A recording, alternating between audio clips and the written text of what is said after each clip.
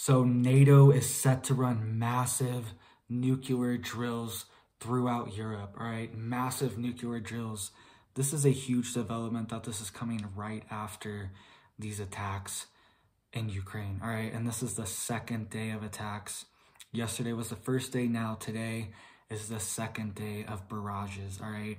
And NATO is stepping up. NATO is getting prepared for something massive, all right? They're running massive nuclear drills. So this comes as these strikes came within miles of NATO's border, all right? So these strikes strike the city of Lviv. I believe that's how you pronounce it, Lviv. And this came within miles of Poland's border. And this comes as Poland was just begging for nukes to be put inside of their country, all right? I made a video on this a few days ago, maybe last week, how Poland was begging for the US to store their nuclear weapons inside of Poland's borders, all right? And it was also at the same time that the US was ordering approximately $290 million worth of a nuclear radiation sickness medicine called Nplate, all right? So lots of big developments, lots of things are going on. And the US has over 150 nuclear gravity bombs inside of Europe, right? So they are called B-61 nuclear gravity bombs, and the United States has over 150 of them inside of Europe. They're inside Germany, Turkey, the Netherlands, and a few other countries, right? Not in Poland. But what if this spills over to Germany? Germany's right over there, all right? It's really not that far. So things could easily spill over, and Germany is also right next to Kaliningrad, which is technically a part of Russia. It's like a little tiny chunk of Russia that's way over here, not connected to the mainland Russia. That's next to Poland and Lithuania, I think. So, I mean, it's next to Germany and Lithuania. So very, very high stakes, all right? Things are escalating, and the US has these nuclear gravity bombs already inside. What if things spill over and one of these get hit? And these are smaller gravity bombs that can fit on essentially like F-35 jets. That's what they were saying they're made for, is for European allies that do not have nuclear weapons. Countries like Germany that don't have their own nuclear weapons, they could attach these small tactical nuclear gravity bombs and onto F-35 jets and attack with those, all right? So this is just heating up constantly, all right? And this is what Zelensky is saying too, the leader of Ukraine, all right? So he's coming out and saying, quote, "There can be no dialogue with this leader of Russia," all right? No dialogue with this leader. And he says there needs to be a new leader for negotiations to happen. So essentially saying that he is not going to negotiate or give in or do anything until Putin's gone. But at the same time, he's just begging NATO for more weapons. Like, this is just a very strange situation that we're in. And Biden has already pledged, to give even more support, more military support, more weaponry to Ukraine after these most recent attacks, all right? So it's not slowing down, it's getting bigger. So let's get into NATO holding this nuclear deterrence exercise, all right? So this is a massive exercise. Apparently there's no live weapons on the planes, that's what they say. But the whole point of the exercise is to flex their nuclear muscles and to flex their nuclear arsenal and to show off all the different aircraft that can carry the different nuclear weapons that they have. So they have the B-52 bombers over here. They have the F-35s, and I'm pretty sure they have the B-2 stealth bombers involved as well, all right?